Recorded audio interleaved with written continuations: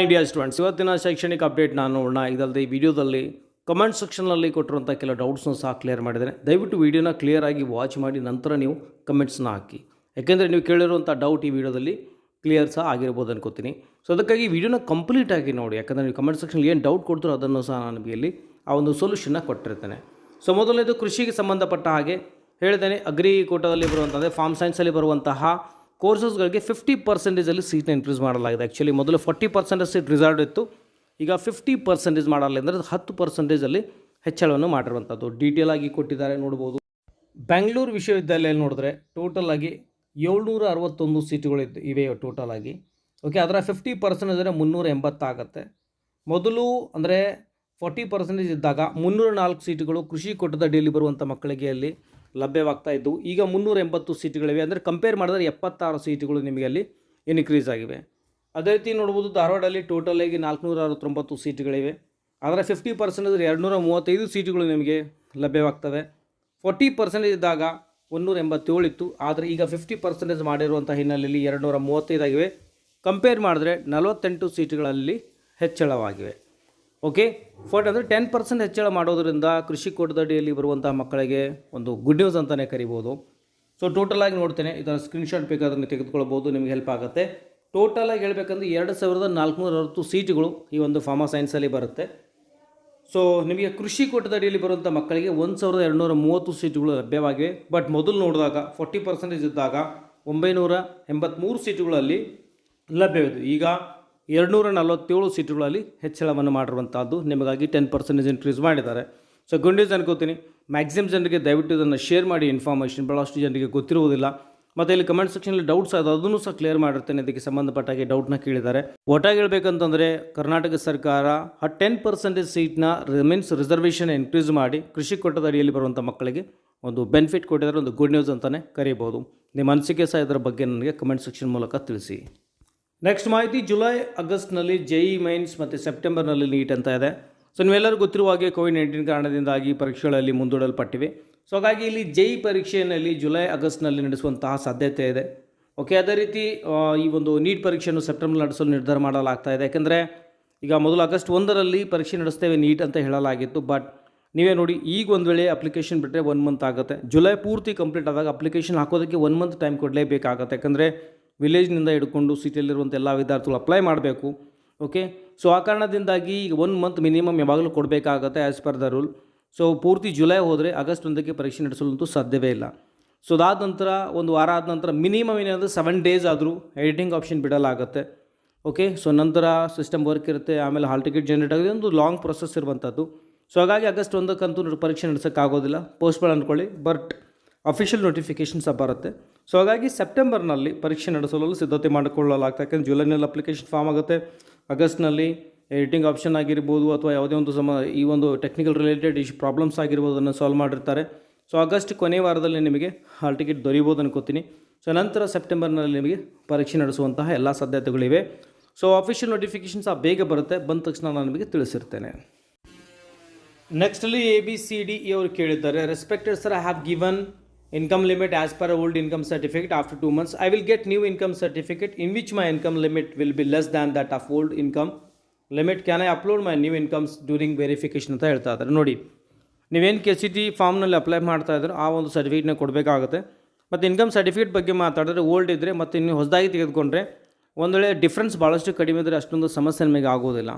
Okay, for example ನಿಮಗೆ ಓಲ್ಡಲ್ಲಿ 50,000 ಇದ್ದು ಈಗ ಒಂದು ವೇಳೆ 80,000 ಆದರೆ ನೋ ಪ್ರಾಬ್ಲಮ್. ಮೊದಲು 80,000 ಇದ್ದು ಈಗ ನೀವು 50,000 ಮಾಡಿಕೊಂಡ್ರೂ ಸಹ ಯಾವುದೇ ರೀತಿ ಸಮಸ್ಯೆ ಆಗೋದಿಲ್ಲ. ಓಕೆ, ನ್ಯೂವನ್ನು ನೀವು ಅಲ್ಲಿ ಪ್ರೊಡ್ಯೂಸ್ ಮಾಡ್ಕೊಳ್ಬೋದು. ಬೇಕಾದರೆ ನೀವು ಓಲ್ಡನ್ನು ಸಹ ನೀವು ಅಲ್ಲಿ ಡಾಕ್ಯುಮೆಂಟ್ ವೆರಿಫಿಕೇಷನ್ ಸಂದರ್ಭದಲ್ಲಿ ಬೇಕಾದ್ರೆ ಅವರಿಗೆ ಕೊಡ್ಬೋದು. ಅದನ್ನು ಯೂಸಲಿ ನ್ಯೂ ಅಂತ ಕನ್ಸಿಡರ್ ಮಾಡ್ತಾರೆ. ಬಟ್ ಈ ಒಂದು ಇನ್ಕಮ್ನಲ್ಲಿ ಅಷ್ಟೊಂದು ದೊಡ್ಡ ಸಮಸ್ಯೆ ಆಗೋದಿಲ್ಲ ಅನ್ಕೋತೀನಿ, ಒಂದು ವೇಳೆ ಕಡಿಮೆ ದುಡ್ಡಿದ್ದು ಕಡಿಮೆ ಡಿಫ್ರೆನ್ಸ್ ಇದ್ದರೆ. ನೆಕ್ಸ್ಟ್ ಪ್ರಶ್ನೆಯಲ್ಲಿ ರೋಹನ್ ಅವರು ಕೇಳ್ತಾ ಇದ್ದಾರೆ, sir NEET will be conducted on August 1 or it will be postpone ಅಂತ ಕೇಳ್ತಾ ಇದ್ದಾರೆ. ಆಗಸ್ಟ್ 1ಕ್ಕೆ ಕಂಡಕ್ಟ್ ಮಾಡೋಕ್ಕೆ ಸಾಧ್ಯನೇ ಇಲ್ಲ. ಸೊ ಪೋಸ್ಟ್ಪೋಂಡ್ ಆಗುತ್ತೆ. ಇದು ಸೆಪ್ಟೆಂಬರ್ನಲ್ಲಿ ಪರೀಕ್ಷೆ ನಡೆಸುವಂತಹ ಅಲ್ಲಿ ಚಿಂತನೆ ನಡೆಸಲಾಗ್ತಾ ಇದೆ. ಅಫಿಷಿಯಲ್ ನೋಟಿಫಿಕೇಷನ್ ಬೇಗ ಬರುತ್ತೆ, ಬಂದ ತಕ್ಷಣ ನಿಮಗೆ ತಿಳಿಸಿರ್ತೇನೆ. ನೆಕ್ಸ್ಟ್ ಶಾಂತವ್ರು ಕೇಳ್ತಾ ಇದ್ದಾರೆ, ಸರ್ 371J ಸರ್ಟಿಫಿಕೇಟ್ ಯಾವಾಗ ಬೇಕಾಗುತ್ತೆ in filling former at the time of counselling ಅಂತ. ನೋಡಿ, 371J ಅಪ್ಲಿಕೇಶನ್ ಅಂದರೆ ನೀವು HK ರೀಸನ್ಗೆ ಬಿಲಾಂಗ್ ಆಗ್ತಾ ಇದ್ದೀರಾ ಅಥವಾ ಕಲ್ಯಾಣ ಕರ್ನಾಟಕಕ್ಕೆ ಬಿಲಾಂಗ್ ಆಗ್ತೀರಾ ಅಂತ ಕೇಳಿದ್ರೆ ದಯವಿಟ್ಟು ಎಸ್ ಅಂತ ಹಾಕಿ. ಆರ್ ಡಿ ನಂಬರ್ ಆಪ್ಷನಲ್ಲಿ ಐತೆ. ಒಂದು ವೇಳೆ ನಿಮ್ಮ ಹತ್ರ ಸರ್ಟಿಫಿಕೇಟ್ ಇದ್ದರೆ ಆ ಒಂದು ಆರ್ ಡಿ ನಂಬರ್ನ ಕರೆಕ್ಟಾಗಿ ಎಂಟ್ರಿ ಮಾಡ್ಕೊಳ್ಳಿ. ಬಟ್ ಡಾಕ್ಯುಮೆಂಟ್ ವೆರಿಫಿಕೇಷನ್ ಸಂದರ್ಭದಲ್ಲಿ ನಿಮಗೆ ಅದನ್ನು ಪ್ರೊಡ್ಯೂಸ್ ಮಾಡಬೇಕಾಗುತ್ತೆ. ಎಲ್ರಿಗೂ ರಿಕ್ವೆಸ್ಟ್ ಮಾಡ್ತಾ ಇದ್ದೀನಿ, ಕನ್ನಡ ಮಾಧ್ಯಮ ಆಗಿರ್ಬೋದು, ಗ್ರಾಮೀಣ ಆಗಿರ್ಬೋದು, ಸ್ಟಡಿ ಸರ್ಟಿಫಿಕೇಟ್ ಆಗಲಿ, ಏನೇ ಆಗಲಿ ಅಪ್ಲಿಕೇಶನ್ ಹಾಕುವಾಗ ನಿಮಗೆ ಯಾವುದೇ ರೀತಿ ಅಪ್ಲೋಡ್ ಮಾಡುವಂಥ ಅವಶ್ಯಕತೆ ಇಲ್ಲ. ನಿಮ್ಮ ಫೋಟೋ, ನಿಮ್ಮ ಸಿಗ್ನೇಚರ್ಸ್ ಬಿಟ್ಟರೆ ಯಾವುದೇ ರೀತಿ ಅಪ್ಲೋಡ್ ಮಾಡೋ ಅವಶ್ಯಕತೆ ಇರೋದಿಲ್ಲ. ಬಟ್ ನೀವು ಡೀಟೇಲ್ಸ್ ಸೆಂಟರ್ ಮಾತ್ರ ಕರೆಕ್ಟ್ ಮಾಡಬೇಕಾಗುತ್ತೆ. ಆ ಡೀಟೇಲ್ಸ್ ಅನುಗುಣವಾಗಿ ಸರ್ಟಿಫಿಕೇಟ್ಸ್ನ ಡಾಕ್ಯುಮೆಂಟ್ ವೆರಿಫಿಕೇಷನ್ ಮಾಡುವಂಥ ಸಂದರ್ಭದಲ್ಲಿ ಕೊಡಬೇಕಾಗತ್ತೆ. ಓಕೆ, ಸೊ ಹಾಗಾಗಿ ಅದನ್ನು ಒಂದು ವೇಳೆ ಇದ್ದಿಲ್ಲ ಅಂದರೂ ದಯವಿಟ್ಟು ಎಸ್ ಅಂತ ಹಾಕಿ ಅದನ್ನು ಬೇಗ ಪಡೆದುಕೊಳ್ಳಿ. ವೆರಿಫಿಕೇಷನ್ ಸಂದರ್ಭದಲ್ಲಿ ಅದನ್ನು ನೀವಲ್ಲಿ ಪ್ರೊಡ್ಯೂಸ್ ಮಾಡ್ಬೋದು. ಅದರ ಭಾಳಷ್ಟು ಬೆನಿಫಿಟ್ ಇದೆ. ದಯವಿಟ್ಟು ನೋ ಅಂತ ಹಾಕಬೇಡಿ. ಒಂದು ವೇಳೆ ಬಿಲಾಂಗ್ ಆದರೆ ಎಸ್ ಅಂತ ಹಾಕಿ. ನೆಕ್ಸ್ಟ್ ಡಾಲಿಯವರು ಕೇಳ್ತಾ ಇದ್ದಾರೆ, when is paramedical course online application ಅಂತ ಕೇಳ್ತಾ ಇದ್ದಾರೆ. ಸೊ ನೋಡಿ, paramedical actually Karnataka examination under ಯಾವುದೇ ರೀತಿ ಕೌನ್ಸಿಲಿಂಗ್ ನಡೆಯೋದಿಲ್ಲ. BPT, EHS ಮತ್ತು ನರ್ಸಿಂಗ್ಗೆ ಸಂಬಂಧಪಟ್ಟ ಹಾಗೆ ಎಲ್ಲ ಕೌನ್ಸಿಲಿಂಗ್ ಮುಗಿದ ನಂತರ ನಡೆಯುತ್ತೆ. ಬಟ್ ಪ್ಯಾರಾಮೆಡಿಕಲ್ ನಡೆಯೋದಿಲ್ಲ. ಸೊ ಅದಕ್ಕಾಗಿ ನಿಮಗೆ ಸಪ್ರೇಟ್ ವೆಬ್ಸೈಟ್ ಇರುತ್ತೆ. ಅದ್ರ ಬಗ್ಗೆಯೂ ಸಹ ಬೇಗ ನೋಟಿಫಿಕೇಷನ್ ಬಂದಾಗ ವಿಡಿಯೋ ಮುಖಾಂತರ ತಿಳಿಸಿರ್ತೇನೆ. ನೆಕ್ಸ್ಟ್ ಇಲ್ಲಿ ಕ್ವಶನ್ ಮಾರ್ಕ್ ಅವರು ಕ್ವಶನ್ನ ಕೇಳಿದ್ದಾರೆ. ಸರ್, BCA CET ಎಕ್ಸಾಮ್ ಬರಿಬೇಕಾ ಅಂತ ಕೇಳ್ತಾರೆ. ನೋಡಿ, ಇದೊಂದು ಬೇಸಿಕ್ ಡಿಗ್ರಿಯಲ್ಲಿ ಬರುತ್ತೆ. BSc ಲೈಕ್ ಯಾವುದೇ ಕಾಂಬಿನೇಷನ್ ಆಗಿರ್ಬೋದು, BC ಆಗಿರ್ಬೋದು, ಇವೆಲ್ಲ ಇವೆಲ್ಲ ನಾವು ಬೇಸಿಕ್ ಡಿಗ್ರಿಯಲ್ಲಿ ಅಂತ ಕನ್ಸಿಡರ್ ಮಾಡ್ತೇವೆ. ಸೊ ಇದರಲ್ಲಿ ನಿಮಗೆ ಯಾವುದೇ ರೀತಿ ನಿಮಗೆ CET ಬರೆಯುವಂಥ ಅವಶ್ಯಕತೆ ಇರೋದಿಲ್ಲ. ಡೈರೆಕ್ಟಾಗಿ ನಿಮ್ಮ ಕಾಲೇಜಿಗೆ ವಿಸಿಟ್ ಮಾಡಿ ನೀವು ಅಡ್ಮಿಷನ್ನ, ಯಾವುದೇ ಒಂದು ಕಾಲೇಜಿಗೆ ಓಕೆ ಅಲ್ಲಿ ವಿಸಿಟ್ ಮಾಡಿ ನೀವು ಅಡ್ಮಿಷನ್ನ ತೆಗೆದುಕೊಳ್ಬೋದು. ಆಮೇಲೆ ವಿಜಯ್ ಕುಮಾರ್ ಅವರು ಕೇಳ್ತಾ ಇದ್ದಾರೆ, sir, I belong to 3BH category and I have uploaded my 371J number, but after getting printout it is not showing in the application form, sir please help me ಅಂತ ಕೇಳ್ತಾ ಇದ್ದಾರೆ.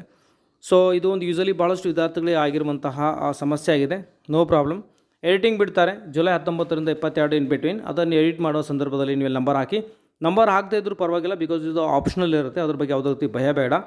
ಬಟ್ ಡಾಕ್ಯುಮೆಂಟ್ ವೆರಿಫಿಕೇಷನ್ ಮಾಡುವಂಥ ಸಂದರ್ಭದಲ್ಲಿ ನೀವು ಈ ಒಂದು original documents upload ಮಾಡಬೇಕಾಗತ್ತೆ.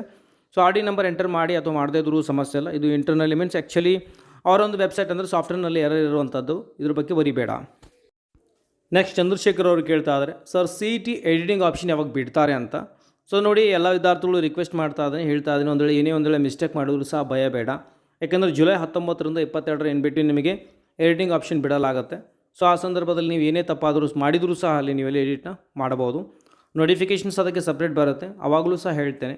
So ಅದೇ ರೀತಿ ವರಿಬೇಡ. ಏನೇ ತಪ್ಪಾದರೂ ಸಹ ವೇಟ್ ಮಾಡಿ. ಜುಲೈ 19ರಿಂದ 22 ಒಳಗಡೆ ಅಲ್ಲಿ ನಿಮಗೊಂದು ಎಡಿಟಿಂಗಾಗಿ ನಿಮಗೆ ವಿಂಡೋ ಓಪನ್ ಆಗುತ್ತೆ, ಎಡಿಟ್ ಮಾಡ್ಬೋದು. ನೆಕ್ಸ್ಟ್ ಮಲ್ಲಿಕಾರ್ಜುನ್ ಅವರು ಕೇಳ್ತಾ ಇದ್ದಾರೆ, ಸರ್ ನಮಸ್ತೆ ಸರ್, KCET ಅಪ್ಲಿಕೇಶನ್ ಹಾಕಿದ್ದೀನಿ. ಅಪ್ಲಿಕೇಶನ್ ಫಾರ್ಮಲ್ಲಿ are you appearing for Karnataka second PUC examination 2020 ಅಂತ ಇತ್ತು. ನಾನು ಫ್ರೆಷರ್ ಸ್ಟೂಡೆಂಟಿಗೆ ಎಕ್ಸಾಮ್ ಕ್ಯಾನ್ಸಲ್ ಆಗಿದೆ, ಅದಕ್ಕೆ ಎಸ್ ಅಂತ ಸೆಲೆಕ್ಟ್ ಮಾಡಬೇಕಾ, ನೋ ಅಂತ ಸೆಲೆಕ್ಟ್ ಮಾಡಬೇಕಾ, ಮೆಸೇಜ್ ನೋಡಿದ್ರೆ ರಿಪ್ಲೈ ಮಾಡಿ ಅಂತ ಹೇಳ್ತಾರೆ. ನೋಡಿ, ವೀಡಿಯೋ ಮಾಡುವಂಥ ಸಂದರ್ಭದಲ್ಲಿ ಯೂಸಲಿ ನೋಡಿದ್ರೆ, ಯಾಕಂದರೆ ರಿಪ್ಲೈ ಮಾಡೋದು ಅಲ್ಲಿ ಕಷ್ಟವಾಗುತ್ತೆ. ಬಟ್ ವೀಡಿಯೋ ಮುಖಾಂತರ ಡೆಫಿನೆಟ್ಲಿ ನಿಮಗೆ ಇನ್ಫಾರ್ಮೇಷನ್ ಕೊಟ್ಟಿರ್ತೇನೆ. ಎಸ್ ಅಂತ ಹಾಕಬೇಕಾಗುತ್ತೆ, ಯಾಕೆಂದರೆ 2021 ಸ್ಟೂಡೆಂಟ್ಸ್ ಆಗಿರ್ತೀರಾ. ಸೊ ನೀವು 2021ನಲ್ಲಿ ನೋ ಅಂತ ಹಾಕಿದ್ರೆ ನೀವು 2020 ಅಥವಾ 19 ಅಥವಾ ಪ್ರೀವಿಯಸ್ ಇಯರ್ನಲ್ಲಿ ನೀವು ಪಾಸ್ ಆಗಿದ್ದೀರಾ ಅಂತ ಕನ್ಸಿಡರ್ ಆಗುತ್ತೆ. ಸೊ ಅದಕ್ಕಾಗಿ ಎಸ್ ಅಂತ ಹಾಕಬೇಕಾಗತ್ತೆ, ನೋ ಅಂತ ಹಾಕಬೇಡಿ, ಎಸ್ ಅಂತ ಹಾಕಿ. ಓಕೆ, ಈ ವಿಡಿಯೋದಲ್ಲಿ ಇಷ್ಟೇ. ನೋಡಿ, ವಿಡಿಯೋ ನೋಡಿದ್ದೀರಾ, ಚೆನ್ನಾಗಿ ಅನಿಸಿ ಲೈಕ್ ಮಾಡಿ, ಮ್ಯಾಕ್ಸಿಮಮ್ ಜನರಿಗೆ ಶೇರ್ ಮಾಡಿ. ಇನ್ಫಾರ್ಮೇಷನ್ ಭಾಳಷ್ಟು ಯೂಸ್ಫುಲ್ ಆಗುತ್ತೆ. ಓಕೆ, ಸೊ ಇದರಿಂದ ನಮಗೂ ಸಹ ನೀವು ಮೋಟಿವೇಟ್ ಮಾಡ್ದಂಗೆ ಆಗುತ್ತೆ. ಫೈನ್, ಈ ವಿಡಿಯೋದಲ್ಲಿ ಇಷ್ಟೇ. ಮತ್ತೆ ಸಿಗೋಣ ಒಂದು ವಿಡಿಯೋದಲ್ಲಿ. ನಿಮ್ಮೇನೇ ಸಮಸ್ಯೆ ದಯವಿಟ್ಟು ಕಮೆಂಟ್ ಸೆಕ್ಷನ್ ಹಾಕಿ, ಆ ಒಂದು ಡೌಟ್ನ ಕ್ಲಿಯರ್ ಮಾಡಿರ್ತೇನೆ. ಚಲೋ, ಟೇಕ್ ಕೇರ್, ಬಾಯ್.